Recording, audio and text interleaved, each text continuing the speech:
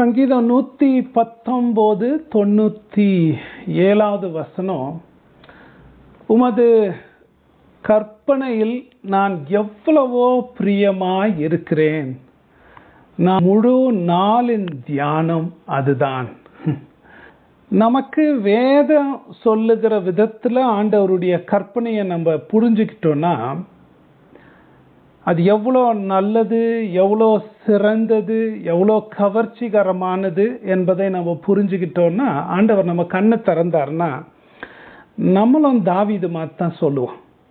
The law of God, தேவனுடைய கற்பனை அப்படின்னும் போது நமக்கு அந்த கற்பனையின் மேலே இப்படிப்பட்ட ஆசைகள் இல்லாத காரணம் என்னன்னா, ஒன்று இந்த பிசாசு நமக்கு தவறான எண்ணங்களை, கற்பனைகளை பற்றி கொடுத்துருக்கிறதும், கள்ளபோதகமோ ஆண்டவருடைய பிரமாணங்கள் இல்லைங்களா, 10 கட்டளைகள், அதை பற்றி தவறான எண்ணம் நமக்கு இருக்கிறது தான். சங்கீதத்திலேயே மிக நீண்ட சங்கீதம் 119வது சங்கீதம் நம்ம ஃப்ரைடேஸில் படித்து வரோம்.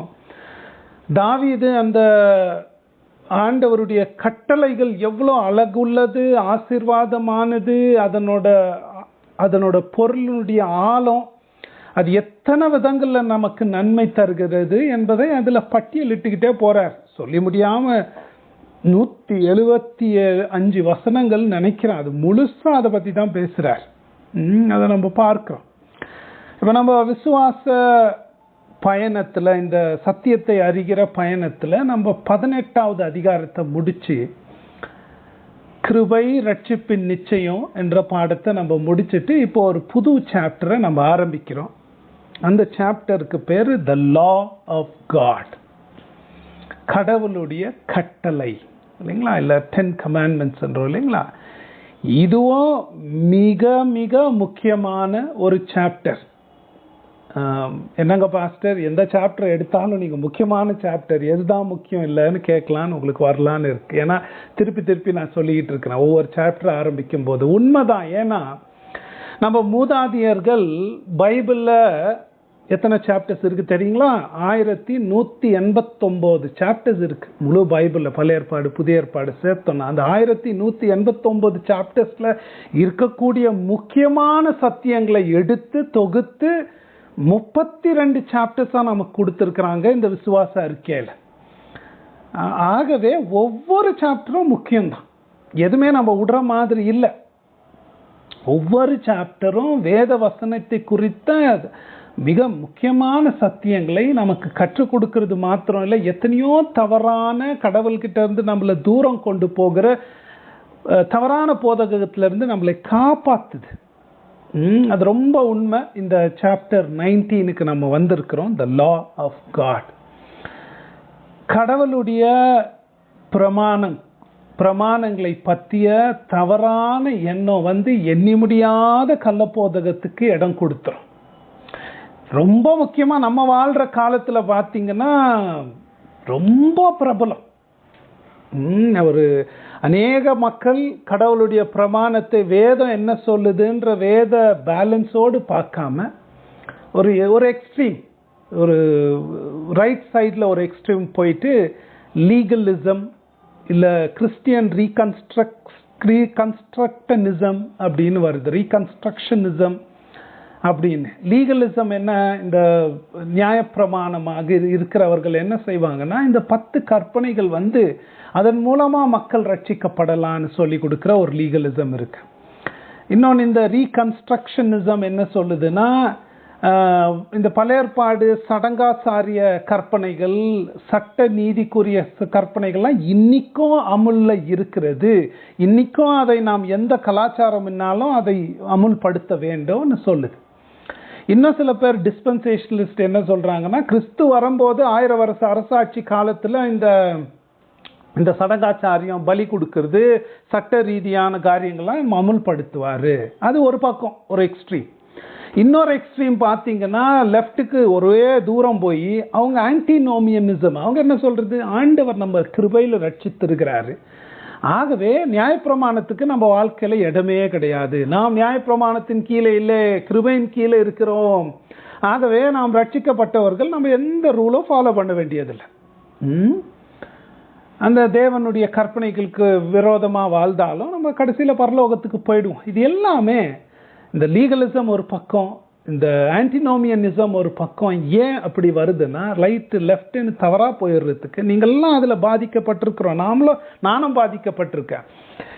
ஏன்னா அந்த மாதிரி எண்ணங்கள் தான் கடவுளுடைய கற்பனையினுடைய அழகும் சிறப்பும், அது எவ்வளோ நம்ம பின்பற்றுறதுனால கிடைக்கிற ஆசீர்வாதங்களும் அதெல்லாம் பார்க்க முடியாமல் நம்மளை குருடாக்கி வச்சிருக்கு. அது நீங்கள் வெளியில் வந்தால் தெளிவாக தெரியாமல் உங்களுக்கு தெரியாமல் இருக்கலாம். ஆனால் சர்ச்சஸ்லேயும் சரி, சர்ச்சா யூடியூப் மெசேஜா புக்ஸா தந்திரமான விதத்தில் இந்த போதகங்கள்லாம் பரவலாக நம்ம ஊரில் இருக்குது. ஆகவே நம்ம இந்த விசுவாச அறிக்கையில் இந்த ஆண்டவருடைய லா, கடவுளுடைய கற்பனைகள் நம்ம படிக்கும்போது, வேத பேலன்ஸோடு படிக்கும்போது அது என்ன செய்யும்? நமக்கு ஒரு பக்கம் இந்த கள்ள போதகங்களை அடையாளம் கண்டு அதை தவிர்த்துக்கிறது மாத்திரம் இல்லை, ஆண்டவருடைய கற்பனையுடைய மகத்துவம், அதிசயம், ஆவியானவர் நம்ம கண்ணை திறந்தார்னா அது எவ்வளோ அதிசயமானதுன்னு மதிக்கவும் விரும்பவும் நேசிக்கவும், தாவீது மாதிரி நேசிச்சு அதனால நமக்கு மிகுந்த ஆசீர்வாதம் ஏற்படும். அதுதான் ஆண்டவர் நமக்கு செய்யணும் இந்த பாடத்தை நம்ம படிக்கும்போது. ஆகவே இந்த சாப்டரை நம்ம ஆரம்பிக்கிறோம், புது சாப்டர். இதில் 7 பத்திகள், 7 பேராஸ் இருக்கு.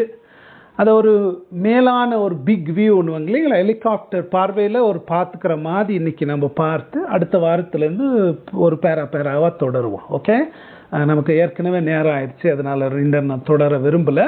ஒரு ஓவர்வியூ பார்ப்போம். இந்த 7 பேராகிராஃப் என்ன சொல்லுது? முதலாவது பேரா எடுத்தீங்கன்னா, ஆண்டவருடைய கட்டளைகள் 10 கற்பனைகள் ஆண்டவர் எப்போ கொடுத்தாரு? எல்லாரையும் கேட்டீங்கன்னா என்ன சொல்லுவாங்க? சீனாய் மலையில் மோசேக்கு கொடுத்தாரு அப்படின்னு. அப்படிதான் சொல்லுவாங்க. ஆனால் நம்ம விசுவாச அறிக்கை வேதத்தை முழுசா துல்லியமாக ஆராய்ந்து அறிந்து நமக்கு என்ன சொல்லுது தெரியுமா? தேவனுடைய கற்பனைகள் ஆரம்பித்த ஒரு காலம், ஒரு ஸ்தலம் வரலாற்றில் எப்போன்னா, ஆண்டவர் ஆதாமை தன் சாயலா படைக்கும் போதே அவனுடைய இருதயத்தில் 10 கற்பனைகளை எழுதிதான் அவனை படைத்தார். ஆண் பெண்ணாக அவருடைய சாயலா படைக்கும் போது இந்த கற்பனைகளை அவங்க இருதயத்தில் எழுதினார். ஆகவே கற்பனையினுடைய ஆரம்பம் படைப்பு. அதை முதல் பேராகிராஃப் சொல்லுது. 2வது பேராகிராஃப் என்ன சொல்லுதுன்னா, அந்த மனிதனுடைய இருதயத்தில் எழுதின அந்த கற்பனைகளை, அதே கற்பனைகளை ஒரு கோடிஃபைடுன்னுவாங்க, அதாவது எழுத்தில் கொண்டு மனிதன் வீழ்ந்த பிறகு சீனாய் மலையில் மோசேயின் மூலமாக தன்னுடைய மீட்கப்பட்ட ஜனங்களுக்கு 2 பலகையில் ஆண்டவர் கொடுத்தார். ஒரு முதலாவது பலகை தனக்கும், மனிதன் தன் தேவனுக்கு செய்ய வேண்டிய கடமைகள், மனிதன் தன் சக மனிதனுக்கு செய்ய வேண்டிய கடமைகளாக கொடுத்தார். அது சீனாய் மலையில் எழுத்தில், அதில் எழுத்தில் கொடுக்கும்போது இதுவரைக்கும் இல்லாத ஒரு புதுசான காரியத்தை அவர் கொடுக்கல. ஏற்கனவே மனித இருதயத்தில் எழுதினது மாத்திரம் இல்லை, நான் காட்ட போகிறேன் உங்களுக்கு. மோசே காலத்தில் கொடுக்கறதுக்கு முன்பதாக ஆதி ஆமத்திலெல்லாம் 10 கற்பனைகள் பின்பற்றி கொண்டு இருந்தார்கள். அது எழுத்தில் கொடுக்கப்பட்டது மோசே காலத்தில், இல்லைங்களா? அது அந்த நேரத்தில் தான் கொடுக்கப்பட்டது. தான் 2வது பேராகிராஃப் பார்க்கிறோம், அது எழுத்தில் கொடுத்தார். 3வது பேராகிராஃப் என்ன சொல்லுதுன்னா, இந்த கற்பனைகள் ஆண்டவருடைய கற்பனைகள்னு பைபிள் பயன்படுத்தும் போது, நியாயப்பிரமாணம்னு பைபிள் பயன்படுத்தும் போது அது 3 பிரிவினை இருக்கிறது. 3 parts of the law. சில நேரங்களில் பிரமாணம்னு படிக்கும்போது அது சந்தர்ப்பத்தில் என்ன சொல்லுதுன்னு பார்த்து நம்ம படிக்கணும். இங்கே தான் குழப்பம் வந்துடுறதே மக்களுக்கு. இங்கே தான் நம்ம பிரமாணத்துக்கு கீழே இல்லைன்னு எல்லாத்தையும் தூக்கி போட்டுடுறது. அது தப்பு. இந்த 10 கற்பனைகள் மாரல் லா, ஒழுக்க நீதி சட்டங்கள்னு ஆண்டவர் கொடுத்தார். அது மாத்திரம் இல்லாமல் இஸ்ரவேல் மக்களுக்கு தங்களுடைய ஆராதனை முறைகள், தங்களுடைய ஆசாரியர் தங்களுடைய பலிகள் பயன்படுத்தி தேவனிடத்தில், ஜீவனுள்ள தேவனிடத்தில் எப்படி வரணும், அவரை எப்படி ஆராதிக்கணும் என்பதற்காக சடங்காச்சாரிய சட்டங்கள் பிரமாணங்களையும் அவர் கொடுத்தார். அதுதான் யாத்ராமத்தில் லேவியராமத்தில் பார்க்கிறோம், இல்லைங்களா? செரமோனியல் லா. மாரல் லா 10 கற்பனைகள், செரமோனியல் லா தான் இந்த பலி கொடுக்கறது, ஆசாரிய ரூல்ஸ், யாத்திராகமோ லேவியராமத்தெல்லாம் பார்க்கிறோம். அதெல்லாம் என்ன? அதெல்லாமே வரப்போற கிறிஸ்துவுக்கும் அவருடைய கிருபை, அவருடைய பாடுகள், அவருடைய பணியினால் வருகிற நன்மைகள் எல்லாம் அடையாளமாக எடுத்து காட்டுகிற சடங்குகள். அந்த பேராகிராஃப் என்னவோ சொல்லுதுன்னா, கிறிஸ்து வந்த பிறகு மறுமலர்ச்சி காலம், ரெஃபர்மேஷன் டைம் வந்து உண்மையான மேசியா வந்து அவர் தான் உண்மையான நியாயப்பிரமாணம் கொடுக்கிறவர். அவர் என்ன செய்ய போறாரு? இதையெல்லாம் நிறைவேற்றி முடிச்சு இதையெல்லாம் ரத்து செய்வார். ரத்து செய்து விட்டார். அவர் வந்துட்டார் நம்ம காலத்துல. ஆகவே இந்த செரமோனியல் லா, சடங்காச்சாரிய பிரமாணங்கள்லாம் கிறிஸ்துவை எடுத்து காட்டி அவர் நிறைவேற்றி முடிச்ச உடனே இன்னைக்கு அதெல்லாம் தேவையில்லை. பலி கொடுக்க வேண்டியதில்லை, விருத்த சேதனம் செய்ய வேண்டியதில்லை. அந்த செரமோனியல் லா இஸ்ரவேலுக்கு கொடுக்கப்பட்டதெல்லாம் முடிந்து போயிருச்சு. ஓகே, லா அப்படின்ன உடனே முதலாவது ஒழுக்க நீதி, மாரல் லா 10 கற்பனைகள். ரெண்டாவது செரமோனியல் லா. மூணாவது ஒன்று இருக்கு, வேதம் சொல்லுகிறது தான் 4வது பேராகிராஃப்ல நமக்கு சொல்லுது. என்ன மூணாவது பிரிவினை? என்னன்னா ஜுடிஷியல் லா, அதாவது சட்ட ரீதியான கற்பனைகள். அந்த காலத்துல தேவனுடைய மக்களாக ஒரு தேசமாக இஸ்ரவேல் மக்களை ஆண்டவர் அமைத்தார் இல்லைங்களா? ஒரு தேசமாக அவர்களை அழைத்து அரசாட்சி கீழே, தியோக்ரசின்னு அரசாட்சி கீழே தான் தான் ராஜாவாக இருந்து அந்த மக்களை ஆண்டார். அந்த டைம்ல அரசும் சரி மதமும் சரி ஒன்றாக இருந்துச்சு. சர்ச் அண்ட் ஸ்டேட் பிரிக்கப்படல, ஒன்றாக செயல்பட்டது. ஆனா இயேசு வந்து முடிந்த பிறகு இப்போ அது ஒன்றாக இல்லை. அந்த ஒன்றாக செயல்பட்ட காலத்துல என்ன ஆச்சுன்னா, ஆண்டவர் இந்த 3 கற்பனைகள், ஒன்று ஒழுக்க நீதி சட்ட 10 கமாண்ட்மெண்ட்ஸ் 10 கற்பனைகளை அந்த ஒவ்வொரு மனிதனுடைய கடமைகளாக கொடுத்தார். ஒவ்வொரு மனிதனும் தன்னை கட்டுப்படுத்திக்க கொடுத்தார். ரெண்டாவதாக அந்த செரமோனியல் லா, அந்த சடங்காச்சாரிய கற்பனைகள் வந்து தங்களுடைய ஆராதனையை கட்டுப்படுத்துவதற்காக கொடுத்தார். அவங்க இஷ்டத்துக்கு ஆராதிக்க கூடாது இல்லைங்களா, அந்நியர் மாதிரி ஆராதிக்க கூடாது என்பதற்காக கொடுத்தார். மூணாவதாக தங்க தேசத்தை ஆளுவதற்காக சட்ட ரீதியான கற்பனைகளை அவர் கொடுத்தார். இது மூணுமே இஸ்ரவேலுக்கு கொடுக்கப்பட்டது அந்த காலத்துல. எப்படி இந்த சடங்காச்சாரிய கட்டளைகள் இயேசு நிறைவேற்றி முடிச்ச பிறகு போயிருச்சோ எல்லாமே, அதே மாதிரி இந்த சட்ட ரீதியான ஜுடிஷியல் ராஸ் இல்லைங்களா, இயேசு வந்த பிறகு தேவனுடைய உடன்படிக்கை மக்களுடைய அமைப்பு மாறி போயிருச்சு. இன்னமே நம்ம ஒரு தேசம் அல்ல, ஒரு அரசியல்னால ஆளப்படுகிற தேசமாக இல்லை இல்லைங்களா. இப்போ வந்து யூதர்களும் புறமதஸ்தர்களும் உலகம் எங்கும் சேர்க்கப்பட்டு சபைகளாக அமைக்கப்படுகிறார்கள். அது ஒரு உள்ளூர் ஆட்சியோ ஒரு ஆட்சி அரசியல் அதிகாரம் கொண்ட அமைப்பு அல்ல, அது ஆவிக்குரிய அதிகாரம் கொண்ட அமைப்பு தான் சபை. ஆகவே இந்த சட்ட ரீதியான கற்பனைகள் கிறிஸ்து வந்து சபையாக அமைத்து தான் என் சபையை கட்டுவேன் உடனே அந்த இஸ்ரவேல் கொடுத்த சட்ட ரீதியான அமைப்புகள் எல்லாம் முடிந்து விட்டது. கடவுள் இப்போ வந்து கவர்மெண்ட்ஸை வந்து ஒவ்வொரு தேச கவர்மெண்ட்ஸை வந்து செலக்ட் பண்றது எப்படி? ரோமர் 13 அவர் தான் செலக்ட் பண்றாரு, அவர் தான் அமைக்கிறார். எப்படி அமைக்கிறாரு? வெறும் யூதருங்க செலக்ட் பண்றதா இல்லை வெறும் சர்ச்? இல்லை, ரட்சிக்கப்படாத மக்கள் ஒரு பிராந்தியத்தில் இருந்து அவர்கள் ஓட்டு போட்டு மக்களாட்சியா செலக்ட் பண்றதுதான் கவர்மெண்ட் இப்போ இல்லைங்களா. அதனால எப்படி இந்த செரமோனியல் அந்த சடங்காச்சாரிய கட்டளைகள் முடிந்து போயிருச்சோ அதே மாதிரி இந்த சட்ட ரீதியான சடங்குகள் இஸ்ரவேலுக்கு கொடுத்தது இப்போ முடிஞ்சு போயிருச்சு. இப்போ அந்த மாதிரி அமுல்ல இல்லை. இப்போ வேற மக்கள் ஆட்சியில் இருக்கிறதுனால அதன் மூலமா தேவன் செயல்படுகிறார் இல்லைங்களா. அதனோட அமைப்பு அப்படி இருக்குன்னு பார்க்கிறோம். ஆனா சடங்காச்சாரிய கற்பனைகள் இயேசு நிறைவேற்றி முடிச்சிருச்சாரு. சட்ட ரீதியான கற்பனைகள் அது முடிஞ்சு போச்சு இயேசுடைய காலத்தோடு. இஸ்ரவேல் இனிமே தேவனுடைய மக்கள் இனிமே ஒரு தேசமாக இல்லாததுனால அதுவும் முடிஞ்சு போச்சு. 10 கற்பனைகளை என்ன செய்யுது இல்லைங்களா. பாருங்களேன், பைபிள் வந்து நியாயப்பிரமாணம்னு பயன்படுத்தும் போது இது 3 பயன்படுத்துது. அந்த சந்தர்ப்பத்தை பார்க்கணும், எந்த சந்தர்ப்பத்தில் என்ன சொல்லுதுன்னு பார்க்கணும் இல்லைங்களா. அதை பார்த்து தான் நம்ம முடிவு பண்ணணும். ஆகவே இப்போ 10 கற்பனைகளை என்ன சொல்றது நம்ம அப்படின்னா, இந்த பேரா 5 என்ன சொல்லுதுன்னு பார்த்தீங்கன்னா, இந்த 2 கற்பனைகள் போன போதும் 10 கற்பனையினுடைய எக்காலத்துக்கும் தொடரக்கூடிய தன்மையை நமக்கு சொல்லுது. The perpetuity of the law, the abiding nature of the எக்காலம் தங்கி இருக்கக்கூடிய தன்மை. ஏன்னா இந்த 10 கற்பனைகள் மோசே காலத்துல கொடுக்கப்பட்டதுன்னு தவறான எண்ணம் இருந்தா அப்படிதான் தவறா நினைப்போம். இல்ல, இது படைப்புல கொடுக்கப்பட்டது. ஆகவே ரட்சிக்கப்பட்டிருந்தாலும் சரி, ரட்சிக்கப்படலனாலும் சரி, ஒவ்வொரு மனிதன் மேலேயும் இந்த கற்பனையினுடைய ஆட்சி, ஒவ்வொரு மனிதனும் இந்த கட்டுப்பட்டு இருக்கிறான். பாயிண்ட் என்ன? 10 கற்பனைகள் எல்லா மனிதர்கள் மேலேயும் ஆட்சி செலுத்துகிறது. அவன் ரட்சிக்கப்பட்டிருந்தாலும் சரி, ரட்சிக்கப்படலனாலும் சரி, எந்த காலத்திலையும் எக்காலத்திலையும் அதுக்கு கட்டுப்பட்டு இருக்க வேண்டிய கடமை இருக்கிறது. இது அதுல இருக்கிற இந்த இது என்ன சொல்லுது? அதுல இருக்கிற பொருள் மாத்திரம் இல்லை.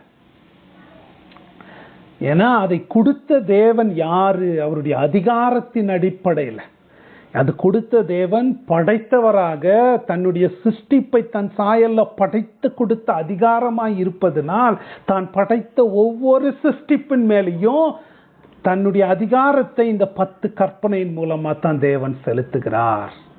ஆகவே எல்லோரும் அது கட்டுப்பட்டு இருக்கிறார்கள்.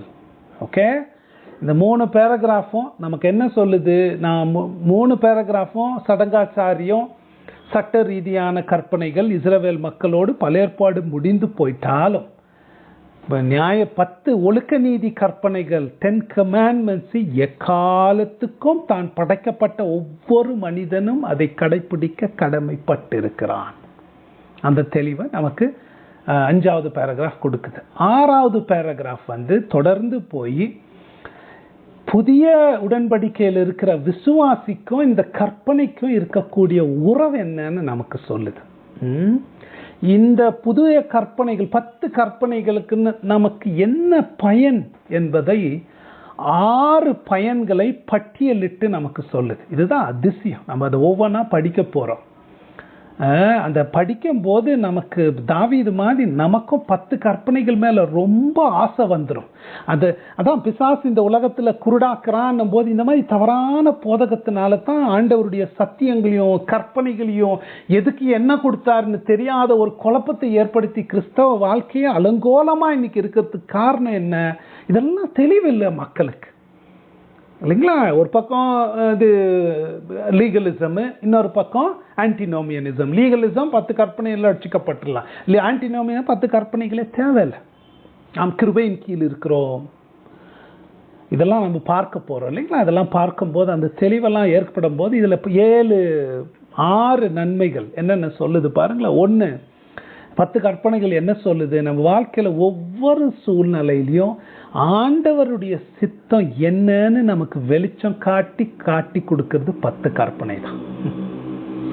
2வதாக, நம்ம இருதயம் செயல்பட்டு நம்ம இருதயத்துக்குள்ள பாவம் எப்படி செயல்படுதுன்னு வெளிச்சம் காட்டி டார்ச் அடிச்சு நமக்கு காட்டுறது 10 கற்பனைகள் தான். நம்ம இருதயத்துல பாவம் எப்படி செயல்படுது, என்னென்ன செய்யுதுன்றத காட்டுறது 10 கற்பனைகள். 10 கற்பனைகளை நம்ம தூரம் தள்ளி வச்சுட்டோம்னா நம்ம பாவமே நமக்கு தெரியாம போயிடும். 3வதாக, அப்படி நம்ம இருதயத்துக்கு பாவத்தினுடைய வெளிச்சத்தை காட்டும் போது, அந்த பாவத்தினுடைய பயங்கரம் நம்ம அறியும் போதுதான் கிறிஸ்துவ பிரகாசமா நமக்கு காட்டுறது 10 கற்பனைகள் தான். கிறிஸ்துவுடைய அவசியத்தினுடைய தீவிரமான தேவையை நமக்கு உணர்த்துறது 10 கற்பனைகள் தான். யோசிச்சு பாருங்க, இப்பெல்லாம் கிறிஸ்து எதுக்கு தேவை? பணம் வேணும், கிறிஸ்து வேணும். வியாதி வந்தா ரொம்ப டல்லா இருக்கு இயேசுவே, சோர்வா இருக்கு, மன்னிச்சிருங்க இயேசு, அதுக்கு தான் கிறிஸ்துவுடைய அவசியம் நமக்கு காட்டுறதே 10 கற்பனைகள் தான். கிறிஸ்துல நம்ம நிலைத்திருக்க வேண்டிய அவசியம் காட்டுறதே 10 கற்பனைகள் தான். 4வதாக, நான் இந்த கிறிஸ்து மேல வெளிச்சத்தை காமிச்சு கிறிஸ்துக்குள்ள நம்மளை நடத்துறது மாத்திரம் இல்லை, அடுத்ததாக என்ன சொல்லுது? பாவத்திலிருந்து நம்மளை கட்டுப்படுத்தி பாவம் நம்மளை செய்யப்படாதபடிக்கு நம்மளுக்கு கட்டுகிறது 10 கற்பனைகள் தான். நம்மளை நம்ம எவ்வளோ பெரிய பாவிகள் நமக்கு உணர்த்தி நம்மளை தாழ்மையில வைத்து ஆண்டவருடைய தண்டனைகளுக்கு நம்ம உட்படாதபடி இருக்கிற சேர்ந்து 10 கற்பனைகள். கடைசியாக நம்ம வாழ்க்கையில பலவிதமான ஆசீர்வாதங்களை கொண்டு வர்றதுக்கு கதவு 10 கற்பனைகள் தான். என்ன சொல்வது, யோசிச்சு பாருங்க. இதெல்லாம் தெரியாம 10 கற்பனைகளை நம்ம என்னவோ நினைச்சிட்டு உக்காந்துக்கிட்டு இருக்கிறோம். எங்கேயோ போர்டை பார்த்துட்டு விட்டுறோம். எத்தனை நன்மைகள், அதெல்லாம் நம்ம ஒன்னா பார்ப்போம். நமக்கு இன்னைக்கு நேரம் ஆயிடுச்சு. இந்த ஜூம் பாருங்களேன், இது பே பண்ணாம என்ன ஆயிடுச்சுன்னா ஐ திங்க் இன்னும் ஒரு 5 minutesல ஆஃப் ஆயிடும்னு நினைக்கிறேன். அதனால இதோடு 7வது பாயிண்ட் நான் சொல்லி முடிக்கிறேன். 7வது என்ன சொல்லுதுன்னா, இந்த 10 கற்பனைகளுக்கும் சுவிசேஷத்துக்கும் சுவிசேஷம் அழைக்கிற கிருபைக்கும் எந்த விதமான முரண்பாடு இல்லை என்பதை நமக்கு தெளிவுபடுத்துகிறது 7வது paragraph. There is no conflict between law and the gospel. No conflict between grace and the gospel. Grace இல்லை, லா அப்படின்னு நீ இப்போ புரிஞ்சுக்கிட்டு கத்திக்கிட்டு லாவே இல்லைன்னா தப்பா புரிஞ்சுக்கிட்டேன்.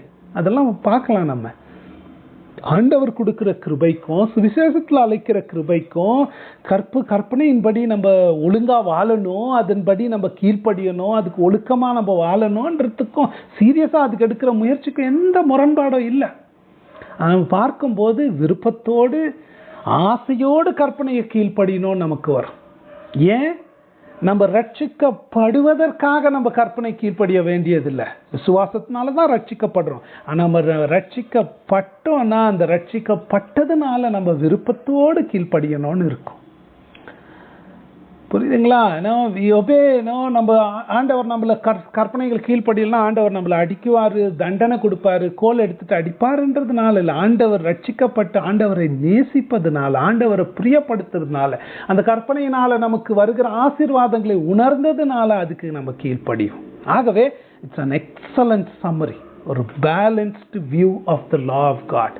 இந்த பக்கம் ஓடி தப்புல போயிடாம, இந்த பக்கம் ஓடி தப்புல போயிடாம, 10 கற்பனையுடைய ஒரு பேலன்ஸ்டு வியூ தான் அழகாக இந்த சாப்டர் நமக்கு கொடுக்க போகுது. அதை நம்ம தொடர்ந்து படிப்போம்.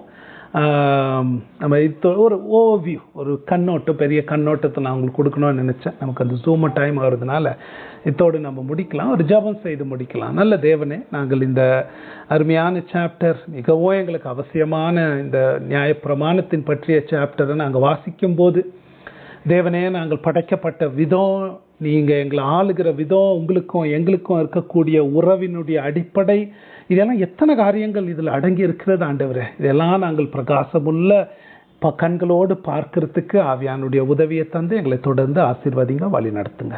இந்த ஜெபத்தை எங்கள் ஆண்டவராகிய இயேசுவின் நாமத்தில் எடுக்கிறோம் நல்ல தேவனே, ஆமென்.